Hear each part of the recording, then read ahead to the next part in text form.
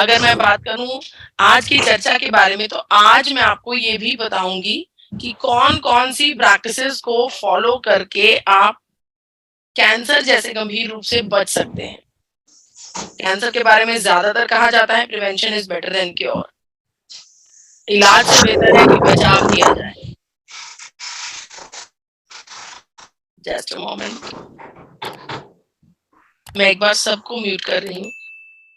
जी। तो इलाज से बेहतर है कि बचाव किया जाए। कैंसर की बीमारी से हर एक व्यक्ति बहुत ज़्यादा डरता है। क्यों डरता है?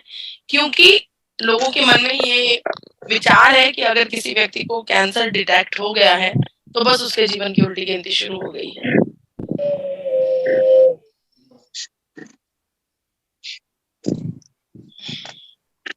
तो बस उसके जीवन की उल्टी गिनती शुरू हो गई है और मैडम आप बोलिए।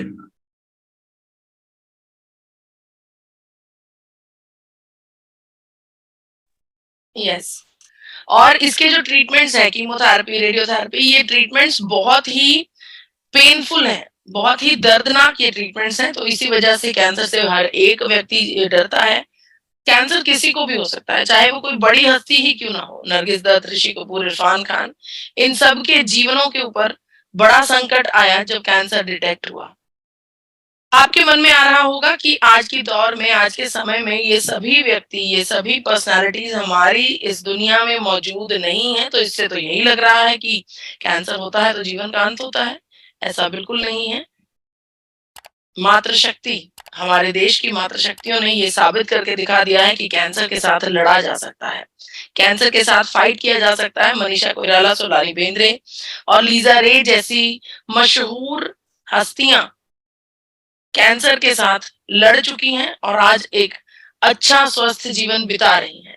अब यहाँ पर इन बड़ी-बड़ी हस्तियों की पिक्चर्स इसलिए ली जाती हैं क्योंकि आप इससे कोरिलेट कर पाते हैं, इन्हें समझ पाते हैं। लेकिन अगर मैं आपको कहूँ कि कैंसर के फाइटर्स हमारे आस-पास भी मौजूद होते हैं। फॉर एग्ज़ाम्पल मेरे आस-पास, मेरे मोहल्ले में एक आंटी हैं जो पिछले 12-13 वर्षों से कैंसर की मरीज हैं। लेकिन फाइट कर रही हैं, जीवन जी रही हैं, अपने परिवार के बीच में रह रही हैं और ऐसा नहीं है कि कैंसर का रोग होने से कोई व्यक्ति बहुत जल्दी हमें छोड़कर चला जाता है। इससे फाइट किया जा सकता है आपके मेंटल स्टेट के साथ। भारत की बात करूँ, हर 8 में से 1 व्यक्ति को कैंसर की समस्या है। कैंसर बेसिकली होता क्या है? हर एक व्यक्ति के शरीर में कैंसर सेल्स ऑलरेडी मौजूद होते हैं। जैसे ही इन कैंसर सेल्स को ब्लड सप्लाई मिलनी शुरू होती है, इस प्रोसेस को एंजियोजेनेसिस कहा जाता है। जैसे ही ब्लड सप्लाई मिलनी शुरू होती है, उसी समय ये मल्टीप्लाई करना शुरू कर देते हैं और एक गंभीर कैंसर का रूप धारण कर लेते हैं। ऐसा कैंसर जिसे कंट्रोल करना मेडिकल जगत के लिए भी काफ़ी कठिन होता है। अगर मैं बात करूँ रिस्क फैक्टर्स की, किन्हें अपने दिमाग में रखकर हम कैंसर जैसी गंभीर समस्याओं से बच सकते हैं। जी हाँ, कैंसर से बचा जा सकता है। आज कुछ फैक्टर्स आपको बताऊँगी। 2 प्रकार की लिस्ट हैं। एक हिस्सा होगा 4 फैक्टर्स का जो आपके कंट्रोल में है, जो आप मैनेज कर सकते हैं। लेकिन एक फैक्टर्स का जो सूची होगी वो ऐसी होगी जो हमारे कंट्रोल में ही नहीं है। घबराइए नहीं, मैं उन फैक्टर्स को जो हमारे कंट्रोल में नहीं है, उनसे बचने का तरीका भी आपको बताऊँगी। तो चलिए जल्दी से शुरू कर देते हैं इस इन फैक्टर्स की लिस्ट को। सबसे पहले है तंबाकू और सिगरेट का सेवन करना। जितने मरीज़ कैंसर के ग्रस्त होते हैं, कैंसर के मरीज़ बनते हैं, उसमें से 35% हिस्सा तंबाकू और सिगरेट की वजह से कैंसर के मरीज़ बनते हैं। सोचिए कि ये तंबाकू और सिगरेट जाने-अनजाने में हमें कैंसर जैसा गंभीर रोग दे रही है। लोगों को इसके बारे में जानकारी नहीं है कि मात्र सिगरेट पीने से जो आपको उनको कुछ पलों का आनंद मिलता है, वो उनके जीवन के ऊपर खतरनाक हो सकता है। दूसरा फैक्टर भी इससे मिलता-जुलता है, वो है अल्कोहल कंजम्पशन, शराब का सेवन भी करना। देखिए, चाहे सिगरेट है, चाहे तंबाकू है, चाहे शराब है, ये तीनों चारों चीज़ें हमारे लिए बहुत ही खतरनाक होती हैं। हमारे शरीर में कैंसर पैदा करने की संभावनाएँ क्रिएट करती हैं। अगर मैं शराब के बारे में आपको बताऊँ तो साइंस की भाषा में इसे एथेनॉल कहा जाता है। एथेनॉल जैसे ही हम इसको ड्रिंक करते हैं, हमारे शरीर के अंदर जाता है, हमारे स्टेम सेल्स में एंटर करता है और एंटर करते सार ये एसिटल्डिहाइड नाम का एक टॉक्सिक केमिकल का रूप धारण कर लेता है। टॉक्सिक केमिकल, जहाँ पर टॉक्सिक शब्द आ जाए उसका मतलब ज़हरीला। और ये जो एसिटल्डिहाइड केमिकल है, टॉक्सिक केमिकल है, ये सीधे तौर पर कार्सिनोजेनिक है। यहाँ पर आपको बता दूं, कार्सिनोजेनिक जो टर्म होती है, इस टर्म का मतलब होता है कि कैंसर पैदा करने वाला सब्सटेंस। यहाँ तक कि नेशनल कैंसर इंस्टीट्यूट ने भी इस बात की पुष्टि की है कि अनेकों प्रकार के कैंसर्स उन लोगों को हो रहे हैं जो शराब का सेवन कर रहे हैं। रिस्क बढ़ जाता है जब आप शराब का प्रयोग करते हैं। तीसरा फैक्टर है तीसरा फैक्टर है हमारे प्रोसेस्ड फूड्स, केमिकल से भरे हुए प्रोसेस्ड फूड्स। क्या आप अपने घर में बनी हुई 4 दिन पुरानी सब्जी का सेवन करते हैं? नहीं करते हैं। तो 4-4 महीने पहले पैक हुए इस किसी भी पैकेज्ड फूड का सेवन हम कैसे कर सकते हैं? सोचिए, कौन-सी चीज़ है जो उन खाने-पीने की चीज़ों को बिल्कुल उसी प्रकार से सटीक तरीके से उसी स्वाद पर बनाकर रखती है।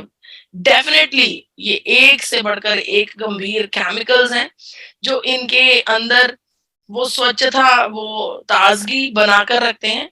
लेकिन ताजगी तो बनती है, न्यूट्रिशनल वैल्यू ज़ीरो हो जाती है। तो ये जो तीसरा पॉइंट है कि हमें प्रोसेस्ड फूड्स का सेवन नहीं करना चाहिए, हमें अनहेल्दी ईटिंग हैबिट्स को फॉलो नहीं करना चाहिए। ये बहुत ज़्यादा इफ़ेक्ट डालते हैं हमारे ऊपर, हमारे कैंसर की रोकथाम में। देखिए, मैं ऐसा बिल्कुल नहीं कह रही हूँ कि आप रेस्टोरेंट मत जाइए, आप बाहर का खाना मत खाइए, लेकिन आपको कहीं न कहीं बैक ऑफ द माइंड ये पता होना चाहिए कि बाहर का खाना हमारे लिए सेहतमंद नहीं होता, हेल्दी नहीं होता। तो जहाँ ज़रूरी है, जहाँ कोई और विकल्प नहीं है, वहाँ पर ज़रूर सेवन कीजिए। आप अपने पोर्शन को कंट्रोल कर सकते हैं, लेकिन इस बात को जानना और समझना बहुत ज़रूरी है कि खाने-पीने की आदतों की वजह से कैंसर का खतरा बढ़ता है, अगर हम हेल्दी आदतों को फ़ॉलो नहीं करते। यहाँ तक कि international agency for research on cancer, world health organization WHO ने इस बारे में पुष्टि की है कि जो लोग रेड मीट का सेवन करते हैं, उनके शरीर में भी कैंसर होने की संभावनाएँ बढ़ जाती हैं। तो करना क्या क्या है? करना है प्लांट बेस्ड डाइट का सेवन करना है, शाकाहार भोजन का सेवन करना है, ताकि हमारे शरीर में हम खुद अपनी आदतों की वजह से कैंसर पैदा होने की जो सिचुएशंस हैं उन्हें क्रिएट ना करें। चौथा factor, sedentary lifestyle, physically active ना होना। देखिए, आप सबको मैं बताना चाहती हूँ कि अगर आप सीडेंटरी लाइफस्टाइल का जीवन जी रहे हैं, यानी कि आप घर पर बैठे हैं, गाड़ी में बैठे दफ्तर चले गए, दफ्तर गए वहां अपनी कुर्सी पर बैठ गए, काम किया, गाड़ी में बैठे घर आ गए, घर पर आकर फिर अपने अपनी कुर्सी पर, अपने सोफे पर, जहां पर भी आप ज्यादातर बैठते हैं, बैठ गए। अगर आपका जीवन ऐसा चल रहा है तो बहुत ज्यादा चांसेस हैं कि कैंसर होने की संभावनाएं बढ़ जाती हैं। तो आपको करना क्या है? हमें फिजिकली फिट रहना है, हमें फिजिकली एक्टिव रहना है। मैं बिल्कुल नहीं कह रही कि आप हार्डकोर एक्सरसाइजेस शुरू कर दीजिए। अगर आप कुछ भी नहीं करते तो एटलीस्ट सुबह वॉक करना शुरू कीजिए। आप योग की प्रैक्टिस कर सकते हैं, Zumba, aerobics, bhangra, dance class, कुछ भी, जो भी आप कोई गेम खेल सकते हैं, जो भी आपकी बॉडी अलाउ करे, उस एक्टिविटी में अपने आप को लगाइए। दिन भर में कम से कम 1 घंटा। जब आप 1 घंटा एक्सरसाइज करेंगे तो आपके शरीर में जो संभावनाएँ हैं कैंसर पैदा होने की, वो कम हो जाएँगी। अब ये तो वो लिस्ट थी जो हम सब पूरी कर सकते हैं, जो आपके अपने हाथ में है। तंबाकू और सिगरेट को छोड़ना, शराब को छोड़ना, अच्छे खाने-पीने की आदतों को फॉलो करना और एक्सरसाइज करना। लेकिन अब जो मैं आपको फैक्टर्स बता रही हूँ, ये हमारे कंट्रोल में नहीं है, मैनेजेबल है। ये फैक्टर है प्रदूषण और अल्ट्रावायलेट रेडिएशंस। इन्हें हम रोक नहीं सकते, इन्हें हम कंट्रोल नहीं कर सकते। दिन प्रतिदिन बढ़ती हुई फैक्ट्रीज का नंबर हमारी वायु को और प्रदूषित कर रहा है। देखिए, प्रदूषण जब हमारे शरीर में एंटर करता है तो हमारे शरीर में ऑक्सीडेशन होती है। ऑक्सीडेशन ऑक्सीडेंट्स की वजह से होती है, ऑक्सीडेंट्स को पैदा करती है और ये ऑक्सीडेंट्स एक्चुअली में कार्सिनोजेनिक होते हैं। यानी कि ये प्रदूषण भी सीधे तौर पर एक ऐसा फैक्टर है जो हमें कैंसर दे रहा है। तो हमें करना क्या चाहिए? हमें साफ-सुथरा भोजन करना चाहिए। हमें अपने शरीर को हैंडल करने के लिए अच्छी ईटिंग हैबिट्स को फॉलो करना बहुत ज़रूरी है। छठा फैक्टर है वायरसेस हमारे आस-पास ना जाने, ना देखे, ना इनका इलाज पता है, ना इनका असर पता है, ना इनका ट्रीटमेंट पता है। कोरोना काल में हम सबके साथ हुआ है। गंभीर परिणाम हो सकते हैं इन वायरसेस के। हल्की-फुल्की बैक्टीरियल इन्फेक्शन, हल्की-फुल्की फंगल इन्फेक्शन भी अगर अच्छे से ट्रीट ना की जाए तो आगे चलकर कैंसर का रूप धारण कर सकती है। देखिए आपको एग्जांपल के द्वारा बताती हूँ हमारे लीवर के ऊपर हेपेटाइटिस सी नाम का वायरस है। जब वो हमारे लीवर पर अटैक करता है तो धीरे-धीरे, धीरे-धीरे, धीरे-धीरे हमारे लीवर के ऊपर इस प्रकार से काम करता है कि हमारे लीवर को एडवांस्ड सिरोसिस कर देता है। लीवर कैंसर हमें हो जाता है। इस प्रकार से ये वायरसेस हमारी बॉडी के ऊपर अटैक करते हैं। तो इनसे बचने के लिए क्या किया जाए? वायरस से बचने के लिए क्या किया जाए? वायरस से बचने के लिए इम्यूनिटी स्ट्रॉन्ग की जाए, ताकि जिस प्रकार से हमने कोरोना काल में देखा जिनकी इम्यूनिटी अच्छी थी, वो इस समस्या से बड़े आराम से निकल कर बाहर आ गए। लेकिन जिनकी इम्यूनिटी कमज़ोर थी, उन्हें बहुत सारी बीमारियों का सामना करना पड़ा। तो हमें इम्यूनिटी को हाई करना है, इम्यूनिटी में वृद्धि करनी है। इसके अलावा जो नेक्स्ट फैक्टर है वो है इन्फ्लेमेशन। हमारे शरीर की अंदरूनी सूजन, फैटी लीवर, एनलार्ज्ड हृदय, मांसपेशियों का में सूजन आनी, शरीर में अकड़ाव आना, पूरा शरीर भारीपन महसूस होना, ये सब सूजन के फैक्टर्स हैं। आपको बताना चाहती हूँ हमारे शरीर में 80% बीमारियां इस सूजन से होकर आती हैं।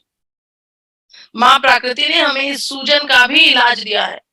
भारत की तकरीबन हर एक रसोई में इस्तेमाल होने वाली कच्ची हल्दी, अदरक और लहसुन एंटी इंफ्लेमेटरी प्रॉपर्टीज रखते हैं और ये हमारी सूजन को कंट्रोल करने में हमारी मदद करते हैं। लेकिन इनमें उतनी शक्ति नहीं है जिस प्रकार से हमारे जीवन में, हमारे शरीर के ऊपर चारों तरफ से अटैक हो रहा है। प्रदूषण भी आ रहा है, हमारे खाने-पीने की आदतें भी गलत हैं, शराब, तंबाकू, बहुत सारी चीज़ें, अल्ट्रावायलेट रेडिएशंस हमारे ऊपर अटैक कर रही हैं, तो हमें किसी ऐसे एंटीऑक्सीडेंट की ज़रूरत है, जो या ऐसे किसी एंटी इन्फ्लेमेटरी कंपाउंड की ज़रूरत है, जो हमारे शरीर को पूर्ण रूप से प्रोटेक्शन दे पाए और वो कंपाउंड और कोई नहीं गामा ओरिजिनॉल है। गामा ओरिजिनॉल मैंने आपको शुरुआती दौर में बताया कि पॉल्यूशन से हमारे शरीर में ऑक्सीडेशन होता है। हम जानते हैं कि गामा ओरिजिनॉल एक पावरफुल एंटीऑक्सीडेंट है। मैंने आपको बताया कि वायरस से बचने के लिए हमें इम्यूनिटी को बढ़ाना है। हम जानते हैं कि गामा ओरिजिनॉल हमारी इम्यूनिटी बढ़ाता है। यहाँ तक कि जो अगला फैक्टर था इन्फ्लेमेशन, इन्फ्लेमेशन से बचने के लिए भी हमारा गामा ओरिजिनॉल बेहतरीन काम करता है। तो यहाँ पर ये साबित हो जाता है कि गामा ओरिजिनॉल एक बेहतरीन एंटी कैंसर एजेंट है। बड़ी-बड़ी रिसर्चेज़ ने इस बात की पुष्टि की है कि गामा ओरिजिनॉल हमारे शरीर में अनेकों प्रकार के कैंसर्स को पनपने से रोकता है। डॉक्टर राहुल भार्गवा जो कि नामी-गिरामी डॉक्टर हैं, भारत के कैंसर एक्सपर्ट हैं, उनका ये मानना है कि गामा ओरिजिनॉल का लगातार सेवन करने से हमारे शरीर में अनेकों प्रकार के कैंसर सेल्स जो हैं वो पनपने से रुकते हैं। कैंसर सेल्स को पनपने का मौका नहीं